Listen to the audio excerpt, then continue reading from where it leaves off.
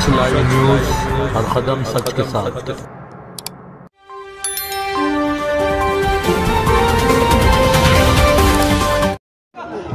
आज आपल्या भागातील अतिवृष्टीच्या दौऱ्याकरिता मी कलेक्टर ऑफिस नांदेड या ठिकाणी गेलो होतो। जे आपल्या भागामध्ये सर्वात मोठी अतिवृष्टी झाली, त्यामुळे मला येण्यास जो उशीर झाला त्याबद्दल मी सर्व समाज बांधवांची हात जोडून दिलगिरी व्यक्त करतो की मला जो उशीर झाला आपण जे समजून घेतलं सर्वात महत्त्वाचं आहे। मी काय जाणून बुजून गेलो नाही। आपल्या भागातील शेतकऱ्यांच्या विषयाकरता मी त्या ठिकाणी गेलो होतो, जे आपल्या सर्वांसाठी इथं बसल्या सर्वांसाठी ते महत्त्वाचंच आहे।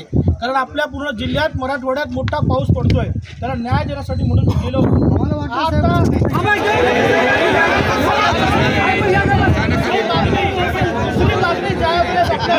मतदारसंघातील सामाजिक येते तर मी माझी 2 कामं तिकडे टाकून पळत आपल्यासाठी मी धावून आलेलो आहे। त्यामुळे आपल्या मागणीला मी मुंबई स्तरावरती नेण्याचा पूर्ण कसोशीने प्रयत्न करून आपल्याला न्याय मिळण्यासाठी मी आपला भाऊ म्हणून त्या ठिकाणी थांबेन। मी या ठिकाणी एवढं आपल्याला आश्वासित मनापासून या ठिकाणी करतो आणि आपण त्यावर पूर्णपणे विश्वास ठेवून आपण पुढे लागू। मला एवढंच या ठिकाणी आपल्याला सांगायचं आहे। मी माननीय राज्याचे मुख्यमंत्री देवेंद्रजी फडणवीस साहेब यांना सुद्धा मी माझ्या पद्धतीनं कळवून लवकरात लवकर आपल्याला न्याय कसा मिळून देता येईल यासाठी मी माझा प्रयत्न निश्चितपणे करतो। परंतु आपण एक गोष्ट सांगत असताना लक्षात घ्या, हा आपला विधानसभेपुरतीचा विषय नाही, हा राज्यभरापुरतीचा विषय आहे। आपण सर्वांनी मिळून एक होऊन राज्यभरात ही मागणी उचलून धरणं गरजेचं आहे। केवळ जिथे शांतापूरकरने धरली म्हणजे मागणी पूर्ण होते असा भाग नाही। बरोबर आहे?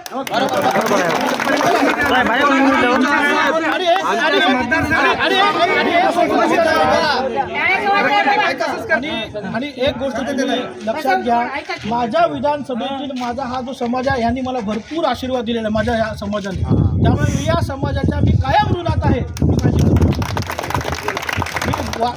ज्या ज्या ठिकाणी मला बाळूमामाच्या सभामंडपाच्या मागण्या आल्या आहेत, ज्या ठिकाणी मला मल्हारगडासाठी मागण्या आलेल्या आहेत, त्या मी तिकडे पूर्ण करतो। हा समाज माझ्या कायम पाठीशी आहे आणि माझ्या या मतदारसंघातील या समाजाच्या मागण्याकरता मी का उतरणार नाही मला सांगा?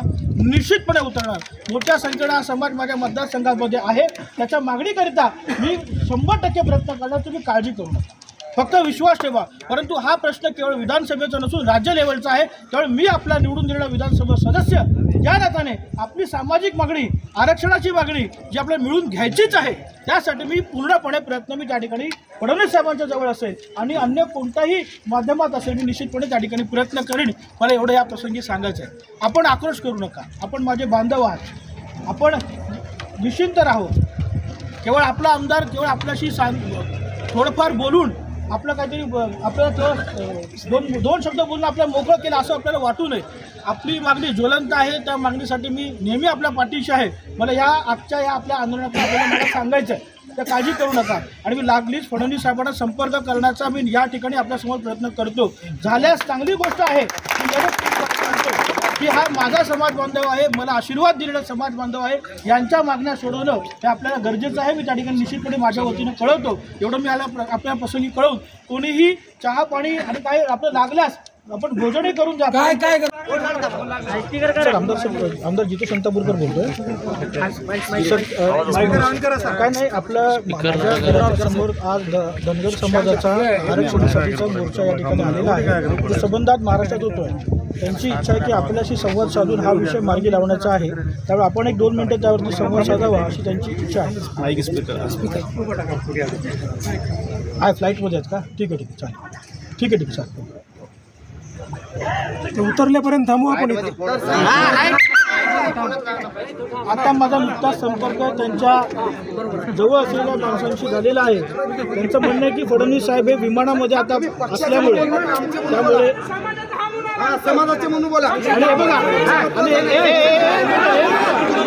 शांत व्हा, शांत व्हा, शांत व्हा, शांत व्हा। एकमेकाचा सिद्ध करायची वेळ आहे का?